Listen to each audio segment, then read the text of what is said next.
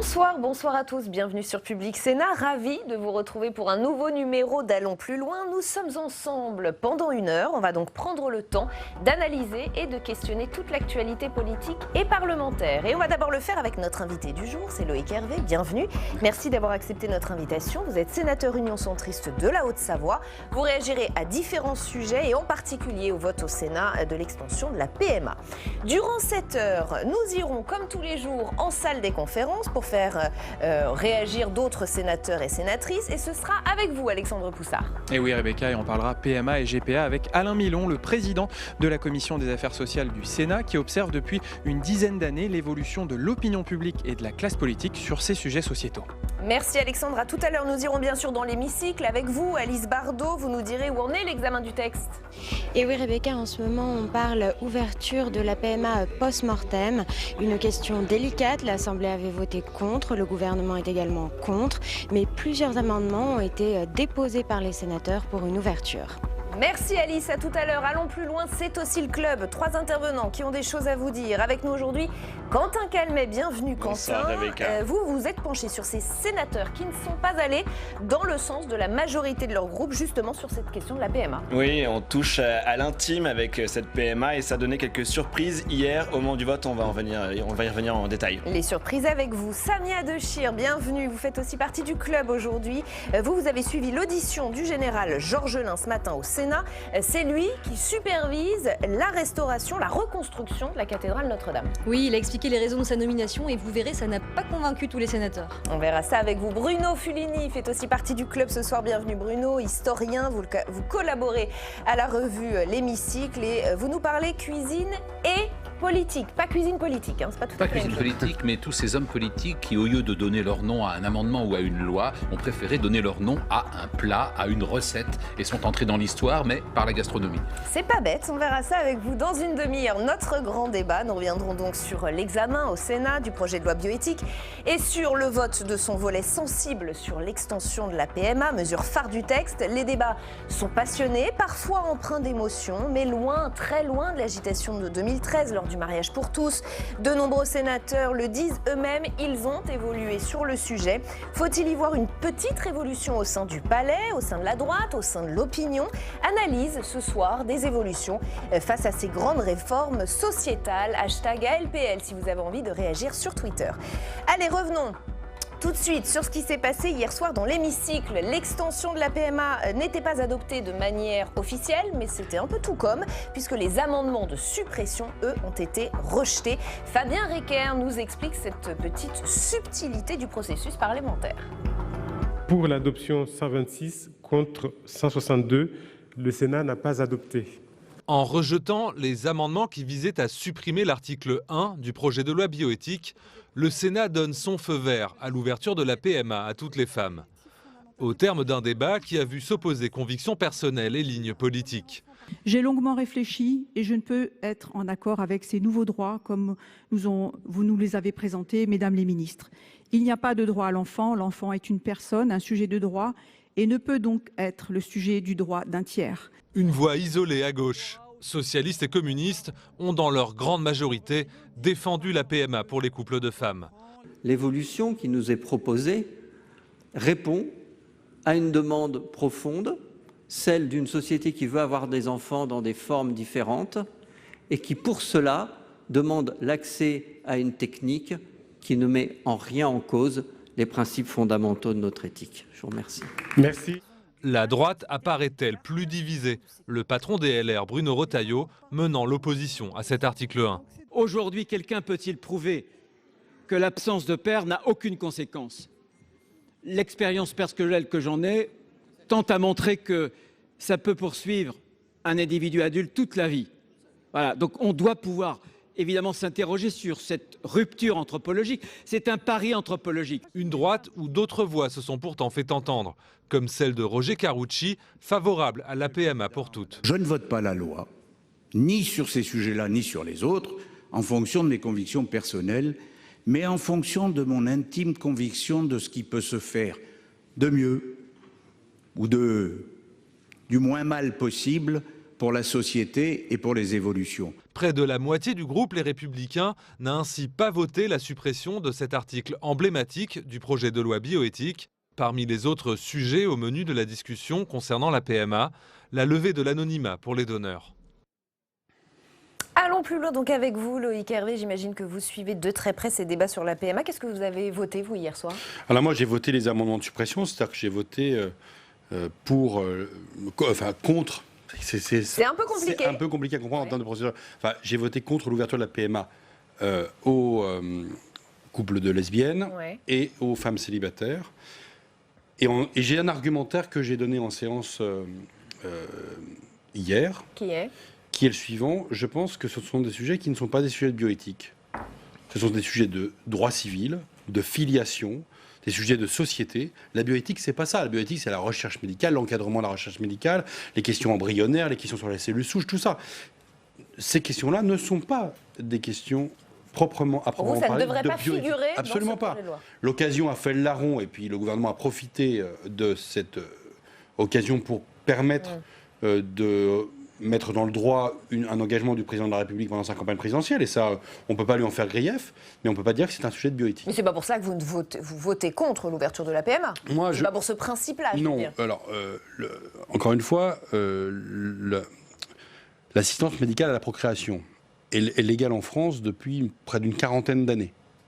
Il s'agit là de savoir si on l'étend à des couples de femmes ou à des femmes célibataires. Et sur cette question-là, moi, je trouve que le droit actuel permet de répondre à la plupart des sollicitations. J'ai dans mon entourage, moi, des personnes qui sont dans ce cas de figure et où l'adoption par la mère qui ne porte pas l'enfant permet de construire une parentalité avec la mère de l'enfant qui donne naissance à l'enfant et la mère d'adoption. Et d'ailleurs, dans l'article 1er dont nous allons parler, dont nous parlons encore aujourd'hui, on aura, et dans l'article 4 aussi, on aura besoin de revenir sur ces sujets-là. Parce que quand je dis que ce ne sont pas des sujets de bioéthique, ce sont des sujets de droit. Et moi qui siège à la commission des lois, la manière dont on établit la filiation dans le droit français, qui est un droit, qui est un héritage de notre droit romano-germanique, c'est pas rien. En quelques secondes, Samia, vous aviez une question. Oui, la différence principale quand même, c'est qu'aujourd'hui, tous ces couples de femmes sont obligés d'aller à l'étranger et la loi leur permettra de le faire en France. C'est aussi ce que dit Agnès Buzyn, elle dit que c'est dangereux même de devoir faire à chaque fois ce voyage pour aller se faire inséminer à l'étranger. Ça pourrait être fait en France. Je l'entends.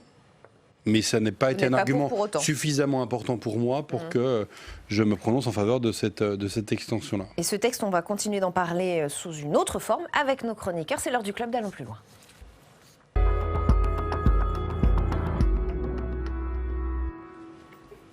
Quentin Calmet, on commence donc avec vous. Vous vous êtes penché, c'est ce que je disais en introduction, sur ces quelques cas de sénateurs et sénatrices qui ne sont pas allés dans le sens de la majorité de leur groupe sur cette question de la PMA, ce qu'on pourrait un peu appeler les rebelles de leur groupe, quoi. Oui, pour commencer, Rebecca, je voulais vous montrer l'image du vote hier soir à 23h30 dans l'hémicycle. Elles sont intéressantes, ces images, parce qu'il y avait un suspense assez fort à ce moment-là. Rien n'était sûr, en fait, sur l'issue du scrutin. Et on voit les patrons de groupe qui s'affairent.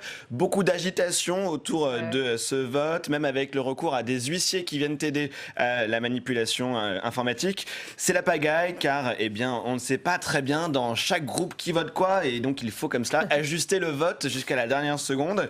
Et d'ailleurs à ce moment-là on était dans les travées de l'hémicycle et personne ne pouvait nous dire quelle serait l'issue de ce scrutin. Et c'est donc lié au fait que dans chaque famille politique il y a des sénateurs pour et des sénateurs contre la PMA pour toutes. Attention Rebecca, sujets sociétaux sur ces textes, il n'y a jamais de consigne de vote dans les groupes politiques. Certes, la droite est davantage conservatrice sur ces questions, la gauche est plus ouverte, mais le clivage gauche-droite ne permet pas de comprendre à lui seul le vote d'hier. Est-ce qu'on peut regarder les détails pour les trois principaux groupes au Sénat ? Allons-y, c'est parti. Allez. Je vous propose de commencer par le principal groupe au Sénat, les LR. Sur 144 sénateurs, regardez, 83, une large majorité, et défavorables à l'extension de la PMA, 23 sont pour, tandis que 38 ne prennent pas part au vote ou s'abstiennent. Ainsi, on a pu voir donc Roger Carucci, Alain Houpert ou encore Sophie Primas, la présidente de la Commission des Affaires Éco, ou encore Alain Milon, mais on le savait, le président de la Commission des Affaires sociales, tous votés en faveur de cette extension. On change de groupe, on va vers le deuxième groupe en importance, les socialistes. Regardez, 71 sénateurs, une très large majorité à voter en faveur de la PMA. PMA, 3 sont contre quand même, 2 s'abstiennent. Et enfin, les centristes, Loïc Hervé, votre groupe, regardez. Eh bien, je ne vais pas vous surprendre, c'est à moitié-moitié. Sur 51 sénateurs dans votre groupe, 24 étaient contre l'extension de la PMA, 17 pour, 5 n'ont pas pris part au vote. Un dernier mot, Rebecca, quand même, pour signaler que 5 sénateurs de la majorité présidentielle ont voté contre l'extension de la PMA sur un groupe LREM qui contient 24 sénateurs. Autre élément, Quentin, ces sénateurs qui ont voté justement différemment de la majorité de leur groupe, eh bien aujourd'hui, ils dénoncent des pressions. Voilà, des pressions avant le vote sous la forme de courrier, c'est assez classique. Mais là aussi avec des tweets parfois menaçants. Et écoutez par exemple la sénatrice LR de l'Essonne, Laure Darcos, elle était assez émue quand on l'a rencontrée tout à l'heure. Elle est favorable à l'extension de la PMA et elle a reçu des messages menaçants. Regardez. Je vais même vous le dire, vous le lire. J'ai reçu l'un parmi d'autres un tweet très sympathique au petit déjeuner en disant contre la majorité de son groupe, Laure Darcos a voté pour la PMA sans père. Amis républicains, si vous la croisez dans la rue, souvenez-vous-en. C'est très sympathique. Moi, j'ai pris ces décisions en mon âme et conscience depuis plusieurs mois, de manière réfléchie. Et je le savais que ça serait sûrement à l'encontre de ma famille politique, j'allais dire de ma famille catholique, parce que je suis également très croyante, et de ma famille tout court. C'est mon expérience personnelle qui fait que je décidais d'aller dans le sens de l'évolution de la société. Elle est émue, Oui, tout à fait. Elle était très, très émue quand elle nous a parlé. D'autres sénateurs nous ont quand même dit que la situation était pire en 2013, au moment du mariage pour tous, où c'était parfois 10 fois plus de courriers que le nombre de courriers reçus aujourd'hui qui étaient reçus dans leur permanence parlementaire. Mais à gauche aussi, on a senti une pression particulière avec des tracts reçus jusque dans l'hémicycle au moment de l'examen du texte hier. Le signe que cette révision des lois de bioéthique est un moment important pour la Haute Assemblée. Écoutez Marie-Pierre de la Gontrie, une sénatrice PS. J'ai eu la surprise de voir assez vite, dès le début de la séance, quand on a examiné le texte bioéthique, qu'un huissier m'a porté une enveloppe à mon nom. Et dans cette enveloppe, il y avait un tract d'une association qui s'appelle Alliance Vita, qui milite à la fois contre l'IVG, contre la PMA, contre la GPA, etc. Moi, si vous voulez, ce qui me gêne, c'est que je trouve que ce n'est pas normal qu'on puisse tenter d'influencer un parlementaire dans l'hémicycle. Donc je trouve qu'en termes symboliques, c'est un problème ce qui s'est passé hier. Voilà, un dernier mot, Rebecca, pour mentionner avec une image la présence de Ludovine de la Rochère hier dans les tribunes du public de l'hémicycle du Sénat. Ça n'a pas plu à tous les parlementaires. Certains ont eu l'impression qu'il s'agissait là d'une forme de pression exercée sur eux à un moment où le débat doit se faire sereinement. C'est aussi votre sentiment, Loïc Hervé. Il y a eu des pressions dans ce dossier. Vous en avez subi, vous ? Bon, alors, les seules pressions auxquelles je peux être sensible, c'est celles qui sont dirigées contre ma famille. Il n'y en a pas eu. J'en ai vécu en tant qu'élu local, en tant que parlementaire, mais pas sur ce texte. Celle-là, elle me touche. Elle toucherait chacun de mes collègues. Je suis sensible à ce que Laure Darcos a expliqué. Quant à ce que Marie-Pierre de la Gontrie évoque, le Sénat est dans la société. Il vit, et on ne peut pas le couper de la vie de la société, la présence d'une présidente d'association dans les tribunes, mais c'est tout à fait fréquent et c'est même très sain. Les tribunes sont publiques, la séance est publique, donc Madame de la Rochère est la bienvenue au Sénat, elle a le droit de venir, elle a le droit d'être présente. Vous avez eu le sentiment de voter en toute liberté ? Moi, en toute liberté, dans mon groupe, il n'y a eu aucune difficulté, aucune pression d'aucune sorte entre nous, parce que les pressions qui sont évoquées tout à l'heure, c'est aussi des pressions internes. On parle des pressions externes. Au sein même du groupe ? Oui, forcément, il n'y en a eu aucune chez nous. Et les parlementaires centristes se sont exprimés comme ils l'ont voulu. Et on a organisé depuis 6 mois des auditions à l'intérieur du groupe qui permettaient aux différentes sensibilités de venir s'exprimer devant nous.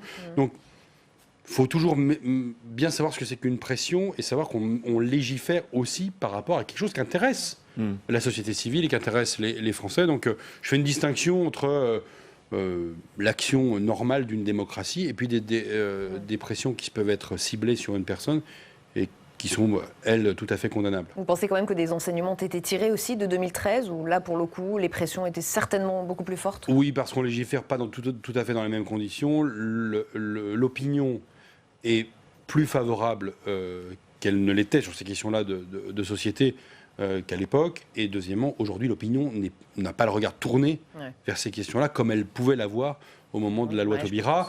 Donc ça crée un contexte qui, quand même, le contexte social actuel fait que les pressions sont forcément d'une autre nature ou beaucoup moins fortes. D'ailleurs, dans vos visuels, on est toujours pour ou contre la PMA. C'est pas le sujet.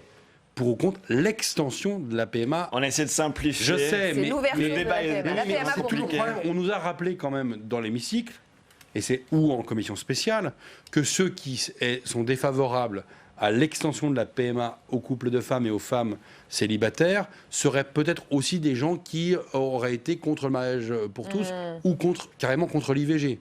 Moi, j'étais pas né quand la loi Veil a été votée en France et ce type de raccourci qui a été fait par Marie-Pierre de la Gontrie quelque part en citant l'action d'Alliance Vita est préoccupant de mon point de vue, puisque ça fait qu'il y a un phénomène de généralisation et qu'à partir du moment où on aurait une idée sur un point précis, on serait forcément solidaire de l'ensemble de l'histoire. Du corpus idéologique aussi. Si vous voulez bien, on voit bien, vous l'avez démontré que ce n'est pas le cas. On va aller dans l'hémicycle puisque l'examen du texte continue. C'est Alice Bardot qui suit tout cela de très près pour nous. Alice, où en est-on dans l'examen de ce texte?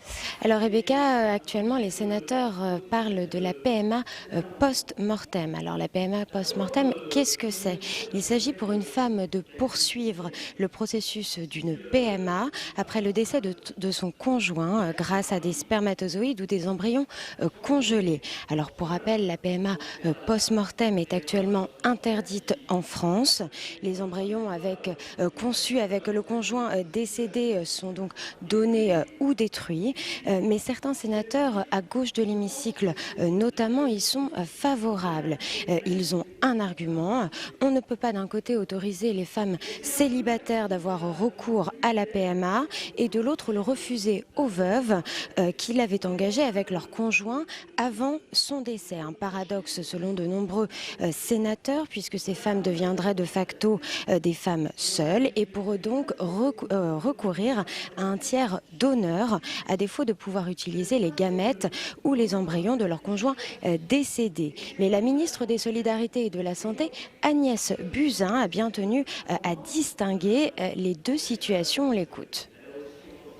Je pense qu'une femme seule, et j'en ai auditionné énormément, qui construisent un projet parental dans l'AMP pour les femmes célibataires, est une femme qui a mûrement réfléchi le fait d'accueillir un enfant seul, qui a construit un référentiel souvent familial avec une altérité paternelle dans des oncles, des amis, qui a construit une forme de nidation dédiée à ce projet parental seul.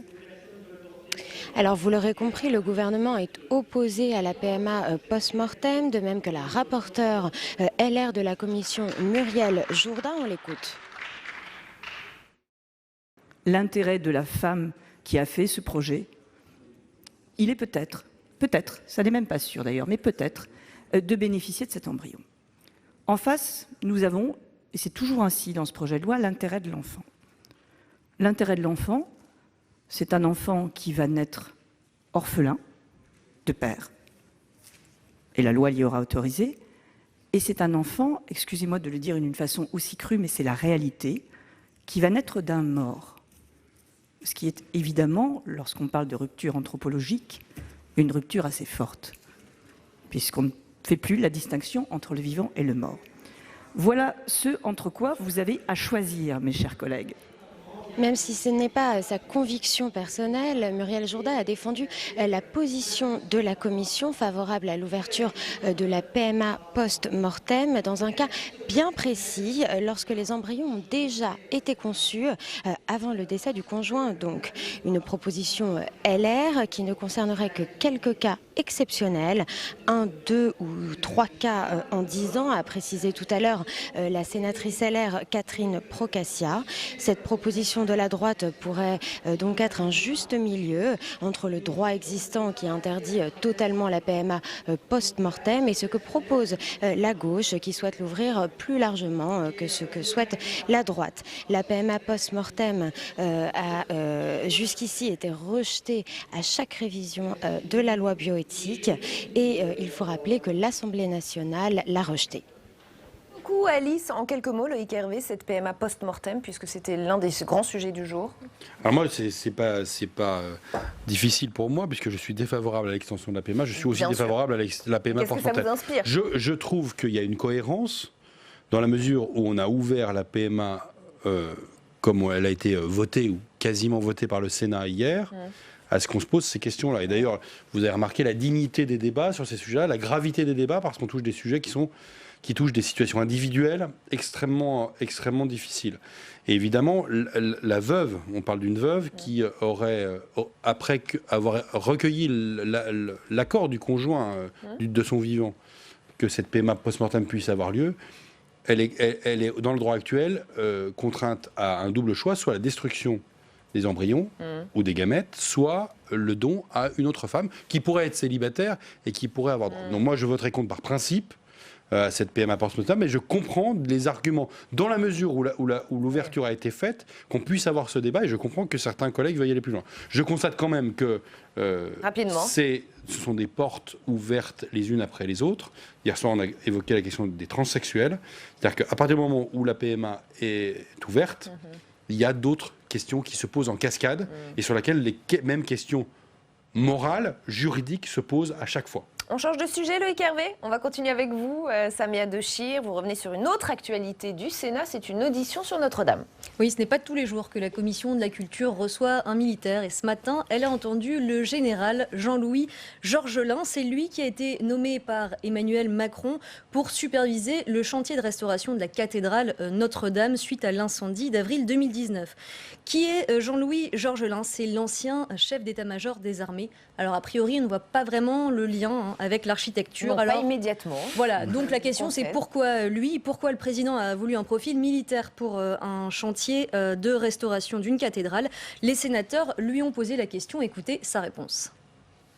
Il voulait pour cette mission, comme je l'ai déjà dit, un catholique, quelqu'un qui avait exercé des hautes responsabilités dans l'État, et quelqu'un qui soit reconnu comme un homme d'autorité. Je suis là pour que cela avance sans procrastination. Je suis là pour mobiliser les énergies autour de cet objectif. Les 5 ans, c'est une ambition au service d'une mobilisation. Donc un homme d'autorité, un homme catholique, voilà le profil que cherchait Emmanuel Macron pour la reconstruction de Notre-Dame. 2 critères donc, qui n'ont pas vraiment plu aux sénateurs. Le fait de vouloir absolument un catholique d'abord pour restaurer Notre-Dame, ça a choqué beaucoup d'élus qui sont attachés au principe de laïcité. Notre-Dame appartient à tous, ont-ils dit pendant cette audition, chrétiens ou pas. Mais surtout, la commission de la culture n'apprécie pas forcément le discours très militaire du général qui consiste c'est-à-dire, pour résumer, on ne va pas se perdre dans des réunions, dans des commissions, dans ce qu'il appelle donc de la procrastination. Ce qu'il dit, c'est moi, je veux faire avancer les choses vite pour que le chantier soit bouclé en 5 ans, comme l'a promis le président. Sauf que ça ne se passe pas comme ça, lui ont répondu les sénateurs. Il y a des règles à respecter et elles ne sont pas faites pour rien. Parler parfois de procrastination, de querelles inutiles ou de chasse aux délais inutiles, mettent peut-être certains ou certaines des personnes avec qui vous travaillez un peu dans l'interrogation. Les maires que je rencontre, ils l'ont eu un petit peu amer parce que tout le monde a des situations d'urgence. Certes, ça l'était pour la cathédrale, mais un maire dans une commune par rapport à un bâtiment patrimonial, même si ce n'est pas la cathédrale Notre-Dame, il a aussi des délais à respecter, une urgence qui ne lui est pas accordée souvent. Bon, on a compris qu'il n'avait pas fait l'unanimité. Est-ce qu'on a quand même eu quelques réponses sur l'avancement du chantier de cette reconstruction? Oui, on a eu la confirmation que les travaux devraient bien commencer début 2021. On a aussi appris que sur les 900 millions d'euros de promesses de dons qui ont été faites, ou en tout cas un peu plus, pour l'instant on a 180 millions d'euros qui ont été effectivement versés. On n'y est pas encore, mais le général se veut optimiste sur ce point. On en est encore loin, c'est vrai. Il y a encore beaucoup de questions sur ce chantier et surtout une. Comment faut-il reconstruire la flèche de la cathédrale Notre-Dame? Le processus de décision sera arrêté au premier semestre 2020. C'est ce que nous a appris ce matin le général Jean-Louis Georgelin. C'est une question sensible. En novembre dernier, elle a fait polémique puisque l'architecte en chef du chantier, qui s'appelle Philippe Villeneuve, avait publiquement déclaré que lui souhaitait reconstruire cette flèche à l'identique. Et ça n'a pas du tout plu au général Jean-Louis Georgelin, qui l'a invité, je cite, excusez-moi du propos, à fermer sa gueule lors d'une audition à l'Assemblée nationale. Alors le général Jean-Louis Georgelin a beau avoir été recruté parce qu'il incarne l'autorité, pour beaucoup de sénateurs, ce jour-là, il est allé trop loin. À l'époque, la commission de la culture du Sénat avait publié un communiqué pour condamner ses propos. Et ce matin, cette même commission l'a de nouveau rappelé à l'ordre. L'humiliation que vous avez eue envers l'architecte en chef des bâtiments historiques a choqué pas simplement les parlementaires, mais a choqué surtout l'opinion publique. Et vous, en tant que président directeur général, vous devez rassembler. Votre rôle est de rassembler autour de cet objet. Alors tout va pour le mieux entre Philippe Villeneuve et moi, a répondu le général Jean-Louis Georgelin. On travaille ensemble, on avance ensemble, même si on n'a pas le même style. Il apprécie le mien. Les sénateurs, eux, ne l'apprécient pas vraiment, visiblement en tout cas. Vous, Loïc Hervé, en tant que sénateur, que pensez-vous de ce choix d'un militaire pour superviser un chantier de reconstruction comme celui de la cathédrale Notre-Dame? Est-ce que vous partagez les réserves de vos collègues sénateurs et sénatrices? D'abord, je trouve très intéressant que la Commission de la culture du Sénat, à l'initiative de Catherine Morin-Desailly, est souhaité convoquer, parce qu'il n'y a pas d'autre mot, le général Jean-Louis Georgelin, pour lui poser un certain nombre de questions sur cette reconstruction de Notre-Dame de Paris, qui est un enjeu pour l'ensemble du peuple français. Alors qu'on soit catholique ou qu'on ne le soit pas, c'est quand même quelque chose auquel les Français tiennent beaucoup. Un édifice, mais ça vous choque un lieu que de Macron ait culte. voulu un catholique? Non. On ne reconstruit pas un stade, ni un temple à l'être suprême. On reconstruit une cathédrale. On reconstruit la cathédrale capitale de la France. On est quelqu'un qui soit un catholique pratiquant et assumé. Un général 5 étoiles qui a de l'expérience, ça ne me gêne pas. La personnalité du général Georgelin me dérange plus. Ses prises de position ont choqué les sénateurs et c'est tout à fait naturel. Maintenant, les questions n'ont pas porté que sur la personnalité du général Georgelin. Heureusement, la question du planning, la question de la mobilisation des fonds est une vraie question, et aussi la question de la nature juridique de cet établissement public administratif qui a été construit, voulu pour la reconstruction de Notre-Dame, avec des réserves qui avaient été émises par le Sénat au moment de l'adoption du projet de loi. Donc je trouve que cette audition tombe à pic, et que dans le cadre du contrôle de l'action du gouvernement, c'était nécessaire. Après, c'est un choix du président de la République. Il y a un timing qui a été donné, qui est un timing qui est relativement court. Et je trouve ça plutôt bien qu'on veuille reconstruire Notre-Dame de Paris rapidement. Je trouvais que c'était nécessaire, que ça tombait vraiment bien de le faire aujourd'hui. Allez, Bruno Fulini, on termine ce club avec vous. Je rappelle que vous êtes historien, que vous collaborez à la revue L'Hémicycle, qui sort aujourd'hui et qui consacre sa une à la politique à table. On a bien compris qu'on allait donc parler de cuisine et de politique, ces hommes politiques qui ont donné leur nom à un plat. Et oui, certains ont donné leur nom à une loi, à un amendement, à un avantage fiscal, mais figurez-vous que c'est beaucoup plus durable, monsieur le sénateur, si vous donnez votre nom à une recette de cuisine. C'est comme ça, c'est un peu cruel, mais c'est comme ça. C'est malin. Prenez par exemple l'archi-chancelier Cambacérès. Beaucoup de gens seraient bien en peine de dire ce qu'il a fait. C'était pourtant un personnage très influent sous le Consulat et l'Empire, mais justement, le moment important, c'était les dîners qu'il organisait chez lui. Eh bien, figurez-vous que Cambacérès a donné son nom à un potage, mais aussi à une truite truffée, farcie à la purée d'écrevisses. Il n'y a pas de raison que ce soit vraiment mauvais. Non, pas tous les jours, n'est-ce pas? Non. À une timbale de macaroni au foie gras. Bon, là, c'est plus consistant. Et puis, pour le dessert, un ananas au kirsch avec un entremets pistache. Vous voyez qu'on peut faire un menu entier sous l'égide de l'archi-chancelier Cambacérès. Le prince Walewski, complètement oublié, député, sénateur, fils naturel de Napoléon Ier, eh bien, tous les grands chefs connaissent la sole Walewska. Ce sont des filets de sole qu'on met à pocher et que l'on sert avec des petites escalopes de langoustes, des truffes également. Ça donne faim, votre affaire. Voilà. Et tout ça accompagné de sauce Mornay. Et justement, la sauce Mornay, elle doit son nom à un pair de France qui siégeait donc au Palais du Luxembourg. Et c'est une sorte de béchamel légèrement enrichie avec un œuf et du fromage dont vous enrobez les plats que vous mettez à gratiner. Ça procure un sommeil d'excellente qualité. Hein. C'est assez solide. Et puis la tradition continue sous la Troisième République. Le sénateur Couteau qui réinvente la recette du lièvre à la royale. Et figurez-vous que le lièvre à la royale du sénateur Couteau, eh bien, c'est un grand succès de Robuchon. C'est lui qui l'a fait connaître aujourd'hui. Sous la Ve République, on pourrait citer le pigeon André Malraux, en hommage au ministre de la Culture. Alors c'est vrai que sous la Ve République, on va plus vite, on consacre peut-être moins de temps au repas, et donc il y a un peu moins de recettes, elles sont un peu moins lourdes. Prenons par exemple les crevettes Sarco. Ce sont des crevettes avec un peu de poivre, une petite sauce asiatique, très léger. Vous voyez qu'on a un petit peu changé d'époque. C'est toujours un honneur de donner son nom à un plat, quand même. Alors, en général, mais parfois c'est un peu moqueur quand on transforme un homme politique en recette de cuisine. Prenez Mirabeau, un turbotin Mirabeau. Ça fait envie. Simplement, il faut savoir que Mirabeau était extrêmement laid et qu'en fait, c'est une référence à sa trogne abominable qui évoque celle de ce poisson pas très engageant, même s'il est délicieux. Si vous allez en Italie et qu'on vous propose une viande à la Robespierre, c'est juste qu'elle est tranchée avec beaucoup de netteté. Je n'insiste pas. Et puis, le potage Germini, là, bon, c'est plus culte si vous voulez. Le potage Germini, c'est un hommage un petit peu empoisonné à un homme politique qui fut ministre des Finances, gouverneur de la Banque de France sous le Second Empire, donc vraiment le grand argentier. Pas du tout un grand gastronome, simplement c'est un potage à base d'oseille. C'est un pur jeu de mots. Et puis plus près de nous, eh bien, vous pouvez déguster un soufflé Mitterrand. Le soufflé Mitterrand, alors d'où ça vient? C'est que quand François Mitterrand était président de la République, il a fait un voyage officiel en Suisse, et pour l'honorer, eh bien, nos voisins suisses lui ont servi à la fin du repas un dessert qui avait été conçu spécialement pour l'occasion. C'était un soufflé glacé aromatisé à l'absinthe.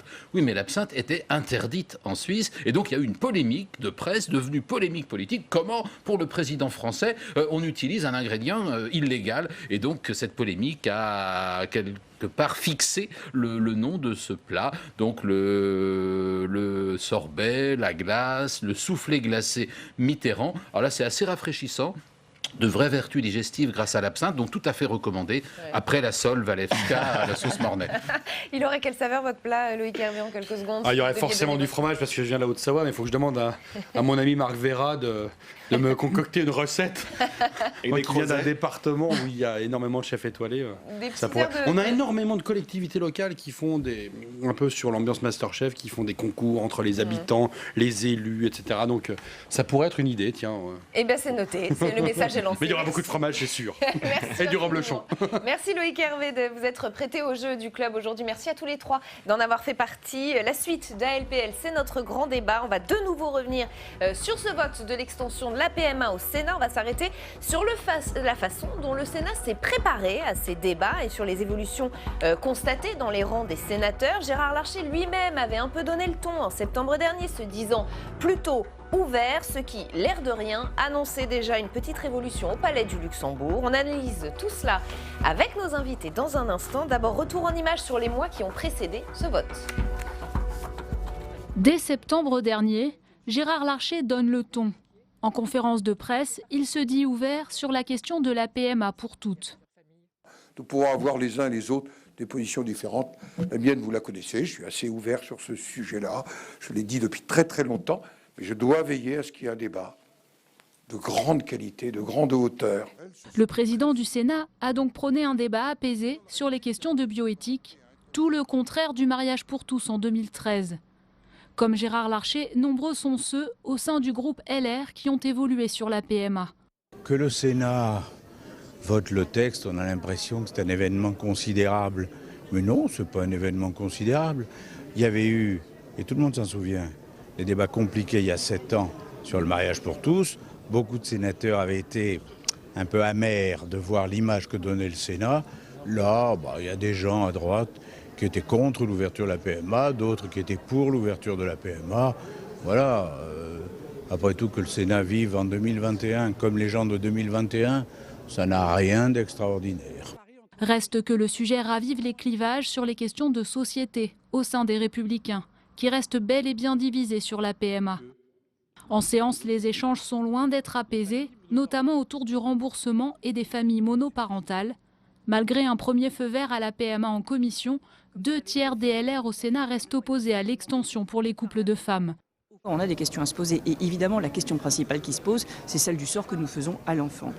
Vous savez, la question, elle est simple, elle est trivialement posée. Un enfant, un parent sert-il à quelque chose, un père sert-il à quelque chose pour un enfant, ou peut-on le supprimer sans dommage? C'est ça la question. Alors, malheureusement, je dirais, l'avenir nous le dira, car aujourd'hui, nous n'avons aucune espèce d'étude crédible sur la question. Mais la PMA n'a pas divisé que la droite. Aucun groupe politique n'a échappé à la fracturation sur le sujet, où aucune consigne de vote n'a été donnée.